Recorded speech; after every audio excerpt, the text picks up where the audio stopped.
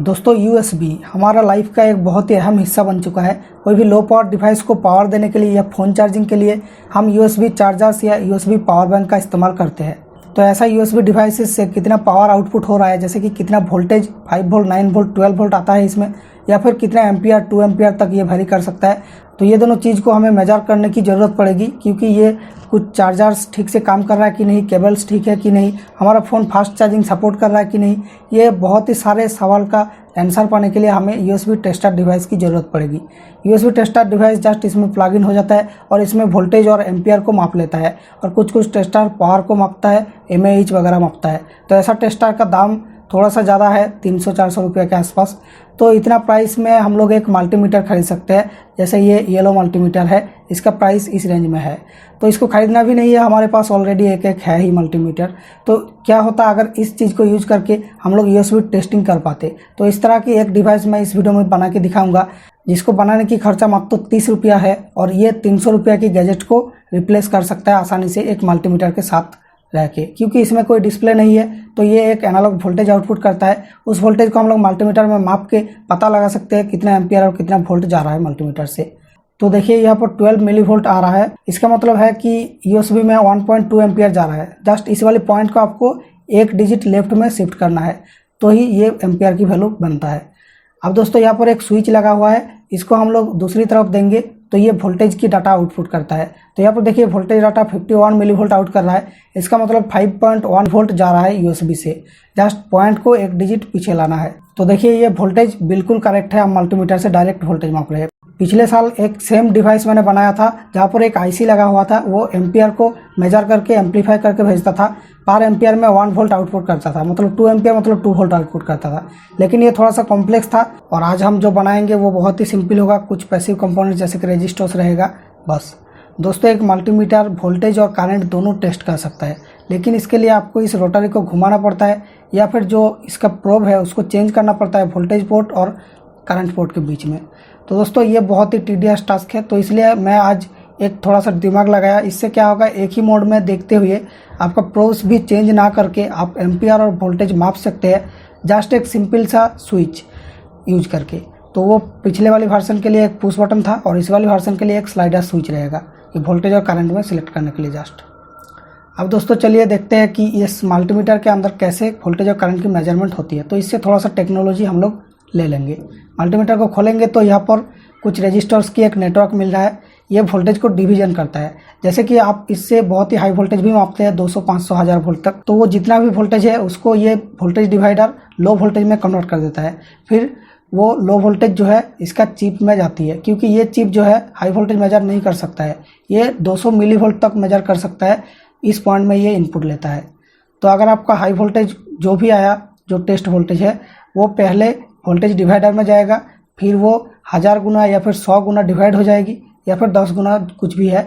तो उसके बाद वो डिवीजन होके जो वोल्टेज है वो जाके मापेगा, फिर डिस्प्ले में डिस्प्ले होगा। और करंट की सिस्टम देखिए, यहाँ पर एक वायर मिलता है, यहाँ पर ये वायर करंट पोर्ट और ग्राउंड के बीच लगा हुआ है। तो इससे जो भी करंट जाएगा इस वायर में कुछ वोल्टेज ड्रॉप बनेगी। देखिए मैं 1 एम्पियर करंट फ्लो कर रहा हूँ उस वायर के अंदर से, और एक मैजिक देखेंगे कि इसके अंदर जो वोल्टेज ड्रॉप बनेगी दोनों साइड में, वो बनेगी एग्जैक्टली 10 मिली वोल्ट पर एम्पियर, 1 एम्पियर के लिए। तो ये जितना एम्पियर होगा उतना 10 मिली वोल्ट करके बनेगा। तो इसका लेंथ अगर छोटा लेते हैं तो कम मिली वोल्ट बन रहा है देखिए। तो इससे करंट मेजर करने के लिए लेंथ को सही से चूज करना पड़ेगा, और ये मीटर जब एम्पियर मोड में रहता है तो इस लेंथ में जो वोल्टेज ड्रॉप है वही जाके उस IC में मापा जाता है। देखिए वही 10 मिली वोल्ट यहाँ पर जा रही है। तो मैंने भी एक शांट क्रिएट कर लिया। शांट मतलब कोई भी एक वायर है, ओके। शांट मतलब कुछ भी, कोई रॉकेट साइंस नहीं है। तो इसके अंदर देखिए मैं एक 1 एम्पियर करंट फ्लो कर रहा हूँ। आप देखेंगे इसमें वोल्टेज ड्रॉप कितना बन रहा है। देखिए मैं जैसे जैसे लेंथ बढ़ाता जाऊँगा वोल्टेज ड्रॉप बढ़ता जाता है। तो इस तरीके से हमें कैलिब्रेशन करना होगा। 1 एम्पियर भेज रहा हूँ तो 10 मिली वोल्ट कहाँ पर हो रहा है वो हमें देखना पड़ेगा। तो देखिए लगभग इस पॉइंट में हमें 10 मिली वोल्ट मिल रहा है। तो इस पॉइंट से हम लोग आउटपुट ले सकते हैं, और ये एज ए शांट काम करेगा। अगर हम एम्पियर को बढ़ाते हैं तो इसमें देखिए वोल्टेज ड्रॉप भी बढ़ेगा। ये दोनों मीटर देखिए कोरिलेट कर रही है। तो इस तरीके से करंट को मापेंगे हम हमारे डिवाइस में। तो इसको बोलते हैं शांट मेथड करंट मापने के लिए। और मैग्नेटिक फील्ड मेथड और बहुत सारे मेथड्स रहता है, वो भी सिखाऊंगा बाद में किसी वीडियो में। दोस्तों मैं इस शांट के अंदर कांस्टेंट करंट भेजने के लिए इस पावर सप्लाई का यूज कर रहा था। तो ये पावर सप्लाई करंट सेटिंग और वोल्टेज सेटिंग दोनों ऑफर करता है। तो करंट सेटिंग मैंने 1 एम्पियर में रखा, वोल्टेज कुछ भी हो। जैसे ही मैं शांट को इसमें शॉर्ट कर दूंगा तो ये देखिए वोल्टेज खुद से डाउन हो जाता है और शांट की जो करंट है वो फिक्स्ड हो जाता है। इस पावर सप्लाई को मैंने बनाया था एक कंप्यूटर की SMPS को हैक करके, तो उसका वीडियो ऊपर में आई बटन में आ रहा है, तो उसको देख लेंगे तो पूरा क्लियर हो जाएगा आइडिया आपका। और दोस्तों इस तरह का पावर सप्लाई आपके पास नहीं है तो क्या करेंगे? क्या एक बैटरी को लेके शांट के साथ डायरेक्ट लगा देंगे? तो इसका नतीजा कुछ ऐसा होगा, आग लग जाएगा। तो दोस्तों उसके लिए भी सोल्यूशन मेरे पास है। एक अच्छा सा हीट सिंक लेके उसके ऊपर LM317 IC को बैठाना है इस तरीके से। LM317 IC बहुत ही पॉपुलर है, 10 रुपये में मिल जाता है मार्केट में। और इस IC का पिन 1 और 2 के बीच एक 1 ओहम 1 वाट की रेजिस्टेंस लगाना होगा, 1 ओहम 1 वाट। और इस रेजिस्टेंस को लगाने के बाद पिन 3 में पॉजिटिव इनपुट होगा, पिन 1 से रेगुलेटेड करंट आउटपुट होगा, वो होगा 1.25 एम्पियर।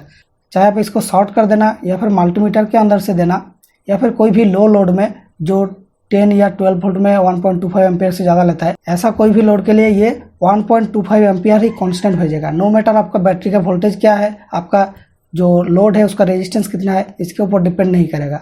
ये 1.25 एम्पियर कांस्टेंट भेजता रहेगा। तो देखिए मेरा शांट के अंदर भी ये 1.25 एम्पियर भेज रहा है।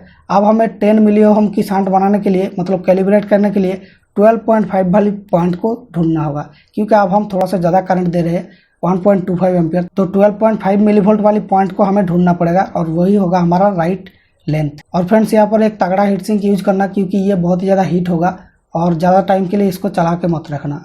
दोस्तों चलिए सर्किट डायग्राम देख लिया जाए। एक मेल USB और एक फीमेल USB चाहिए हमें कनेक्शन बनाने के लिए।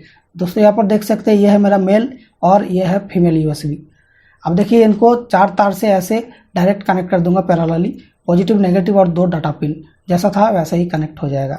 अब ये नेगेटिव वाली जो तार है ये 10 मिली ओहम शांट बनेगा इससे, और इससे ही हमारा एम्पियर मेजरमेंट होगा और इस पॉइंट से हमारा एम्पियर की जो डाटा है वो आउट हो जाएगी। अब दोस्तों एक इंडिकेशन के लिए LED लगा देंगे, 1 किलो ओहम रजिस्टर से एक LED लगा देंगे। ये कनेक्ट हो चुका है ये दिखाने के लिए। ये है मेरा LED वाला पार्ट। और दोस्तों एक वोल्टेज डिवाइडर बनाना होगा, ऊपर में 10 किलो ओहम पॉजिटिव के साथ और नेगेटिव के साथ 100 ओहम की रेजिस्टेंस लगाना होगा।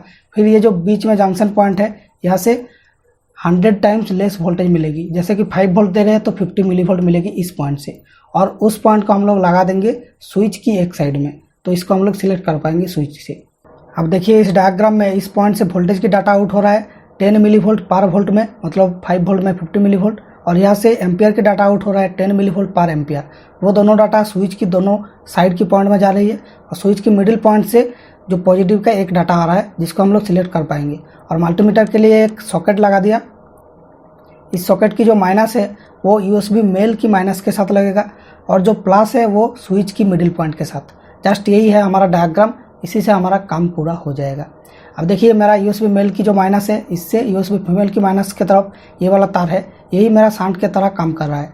तो यहाँ पर देखिए जो आउटपुट है, मतलब USB फीमेल की नेगेटिव है, उससे ये तार जाके स्विच में लगा है, और जो स्विच की मिडिल पॉइंट है वो जा करके इस सॉकेट की पॉजिटिव वाली पॉइंट में लगा, ये मल्टीमीटर में जाएगा। और जो नेगेटिव वाली पॉइंट है सॉकेट का, वो USB मेल के साइड में एक पॉइंट में मैंने लगा दिया। वो पॉइंट मैंने ढूंढा इसको कैलिब्रेट करके, मतलब कितना लेंथ में ये 10 मिली ओहम दे रहा है। तो यही होगा मेरा शांट। इस पॉइंट से उस पॉइंट के बीच में जो लेंथ है, इसी में पर एम्पियर में 10 मिली वोल्ट ड्रॉप मुझे देखने को मिला, इसलिए मैंने यहाँ पर सोल्डरिंग किया इसको। तो मैंने माइनस को लिया यहाँ से, आप प्लस को भी ले सकते हैं, मतलब जो स्विच में जा रहा है उसको भी ले सकते हैं आप हाफ लेंथ से, ओके, जहाँ पर ये बन रहा है 10 मिली ओहम। और जो भी नेगेटिव पॉइंट है, जैसे कि इस LED का नेगेटिव हो या फिर जो रेजिस्टिव डिवाइडर है वोल्टेज के लिए उसका नेगेटिव हो, वो USB मेल की बिल्कुल नेगेटिव पॉइंट में ही लग जाएगा। कोई दूर में नहीं लगाना, क्योंकि दूर में थोड़ा सा वोल्टेज की गलती आएगा, क्योंकि वोल्टेज ड्रॉप हो रहा है इसमें, तो दूर में ये गलत रीडिंग दे सकता है। और दोस्तों ये शांट को कैलिब्रेट करने के लिए मैंने 2 साइड में 2 तार को कनेक्ट किया था।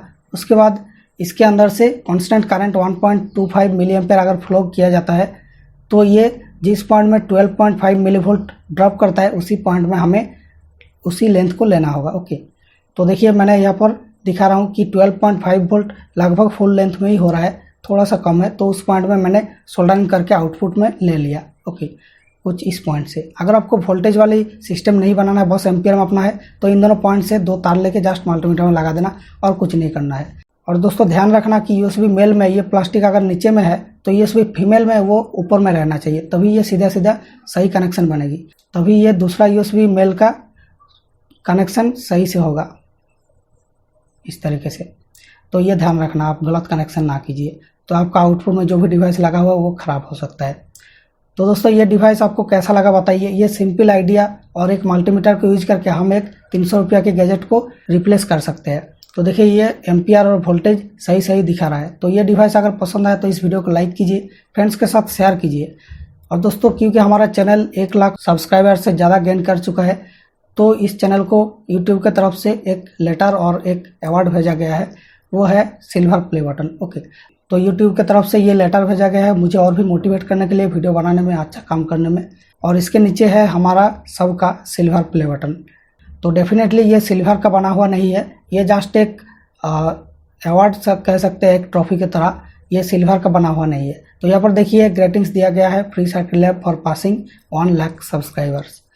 तो बहुत बहुत थैंक यू आपको, आपके सपोर्ट के बिना ये पॉसिबल नहीं होता। तो दोस्तों अगर आपको ये चैनल पसंद आता है तो हमारे चैनल की दूसरे भी वीडियोज़ देखिए, क्योंकि फ्री सर्किल लैब में जो भी वीडियोज़ मिलते हैं उनमें से कुछ ना कुछ आपको सीखने को मिलता है, कोई भी फॉल्स या फेक वीडियोज़ यहाँ पर नहीं मिलता है। तो इस तरह की नॉलेजेबल वीडियोज़ देखने के लिए हमारे चैनल को हो सके तो सब्सक्राइब कर लेना और हमारे चैनल के वीडियोज़ भी देखते रहना।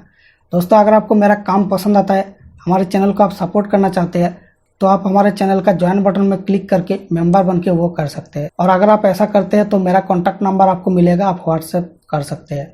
तो दोस्तों थैंक यू फॉर वॉचिंग, मिलेंगे नेक्स्ट वीडियो में with A fresh and new idea.